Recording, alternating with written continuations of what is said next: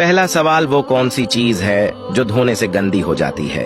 5, 4, 3, 2, 1। जवाब है पानी। अगला सवाल, इंसान कौन सी चीज रोज इस्तेमाल करता है मगर देख नहीं सकता?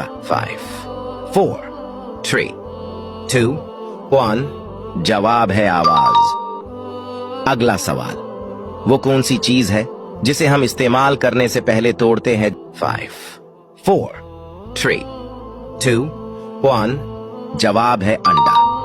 अगला सवाल, वो कौन सी चीज है जिसके 4 टांगे होती है लेकिन चल नहीं सकती? 5, 4, 3, 2, 1।